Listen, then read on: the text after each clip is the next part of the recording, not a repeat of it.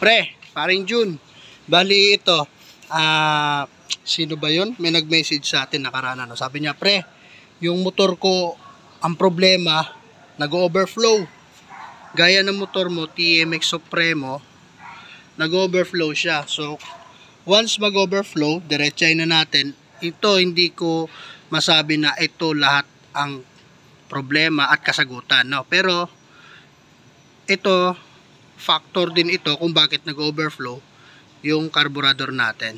Bali, dito siya. Ito yung carburetor natin, ano? Takipan yan. Ngayon, saan ba nagmumula yung overflow niya? Meron kasing senaryo na kaya siya nag-overflow is dahil sa floater. O yung floater na to, may float valve yan. Maliit. Yan, yung nasa loob na yan. Ang itsura niyan, ganito. Yan. Yan yung float valve. Eto. Yan. Float valve yan. Kapag yung dulo niyan, papansin nyo, matulis yan, may goma yan.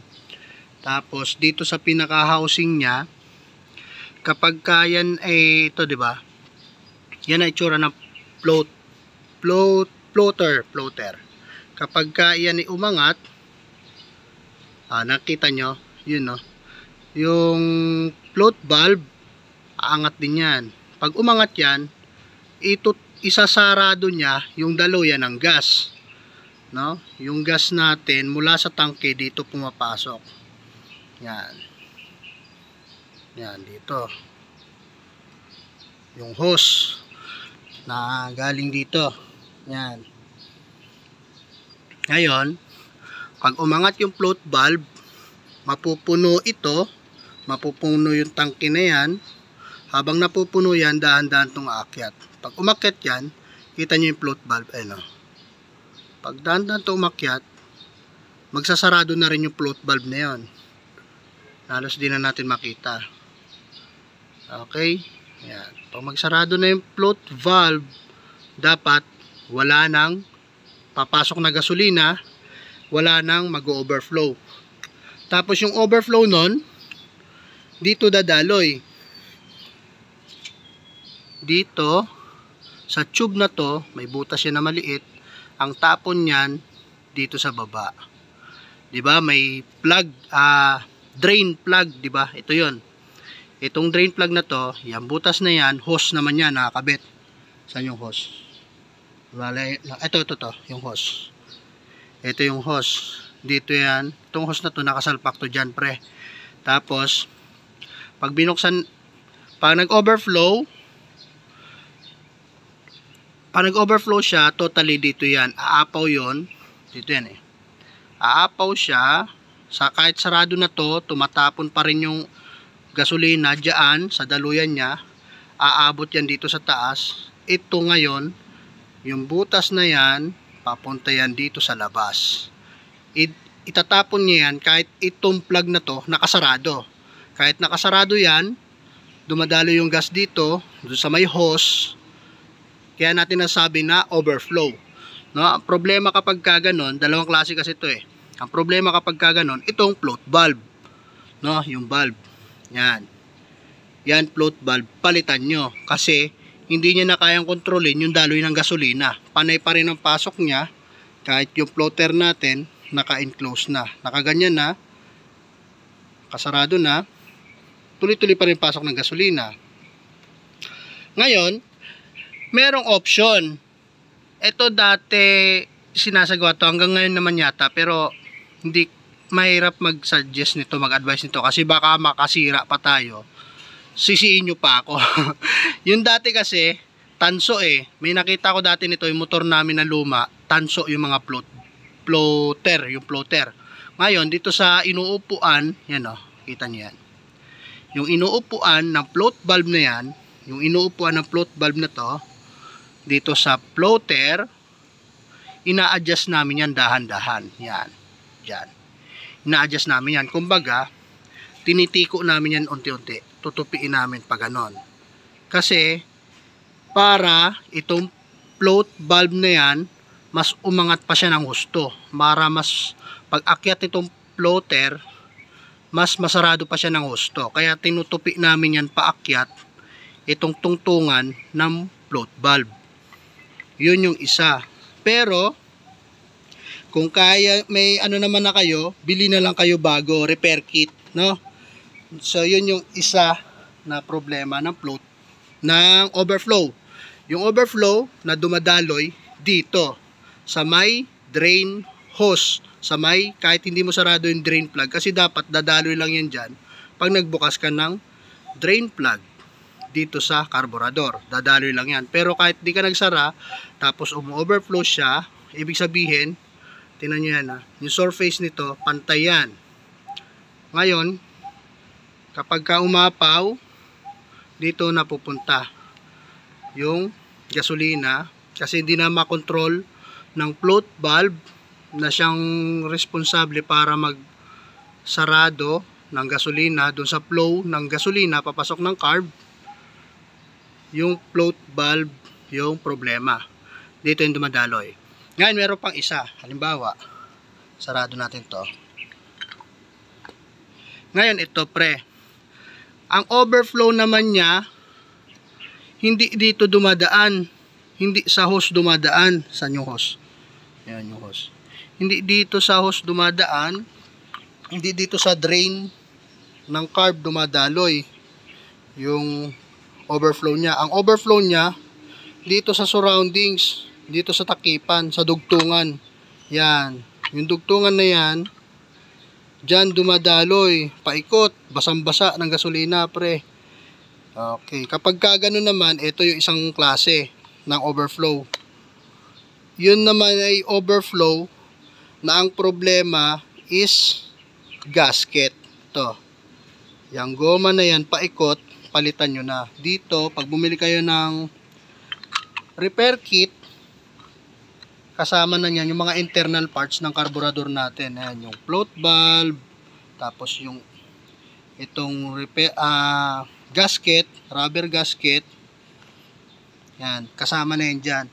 So, sa ganung senaryo, kapag ka dito dumadaloy, no, paikot, pag paikot dyan dumadaloy yung gas na overflow niya, ang problema niya, hindi yung, ang problema niya naman is, hindi yung float valve.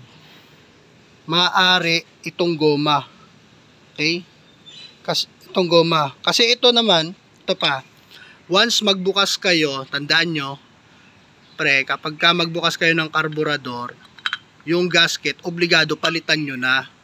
Kasi pag yan ay di nyo pinalitan, asahan nyo, mag-overflow talaga yan, tatagas yan siya. Okay? Parang sa ano, sa mga block, diba, pag mga nag-tune up, diba?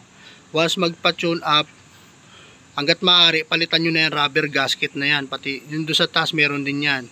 Palitan nyo na. Kasi, hindi na siya ganun katibay. Binuksan mo na eh. Palitan mo ng bago yung goma, yung gasket niya. Kasi, pisa na yan eh. Pisa na siya. Hindi na siya nakaumbok. Dapat nakaumbok to eh.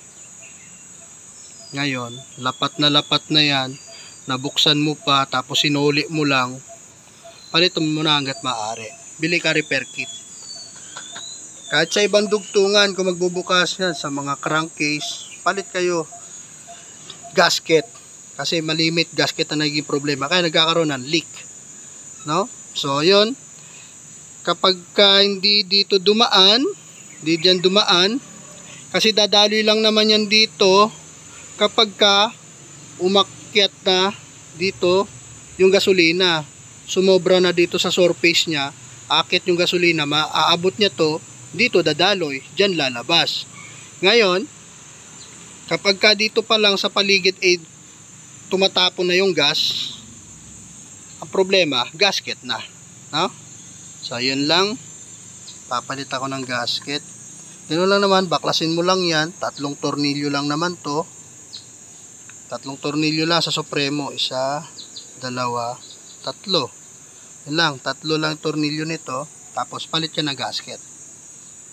Okay, so yun lang. Pag bumili ka naman nito, siguro palitan mo na yung gasket. Yung iba naman, kung hindi pa naman sira, okay pa.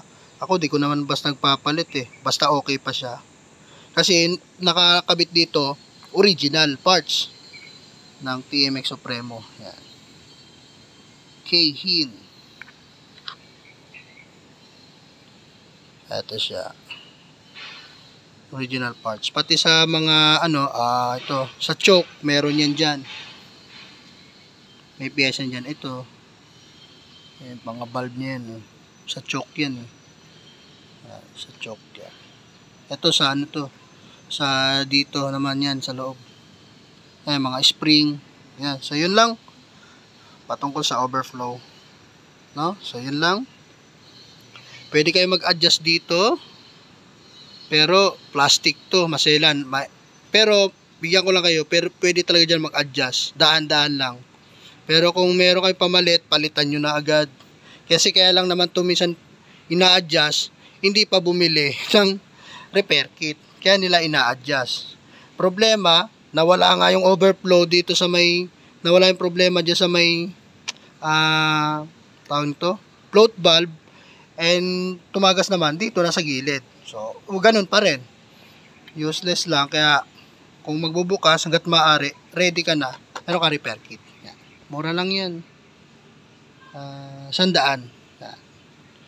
100 pesos. Yan lang. Kakabit ko lang to. Sasalpak lang naman yan dito. Tapos, kabit na ako. Ito yung surface niya. Dapat nakalutang yung yung rubber. Hindi gaya nung pag binuksan mo siya pisang-pisana, di ba? So, pag pisang-pisana, tapos babalik mo lang, wala na yun siya. Flat na siya masyado. Dapat nakaumbok. Tapos yan. Eto na, pre. Wala na overflow. Wala na rin yung overflow niya. Dito dumadalo eh. Paikot, diba? Yung dalawang klaseng overflow na diniscuss natin. Ang solusyon lang pala, repair kit. Ito yung pinalitan ko lang. Masyado ng pisa. Masyado ng manipis. Ay, so ayun na. One click na rin yung motor.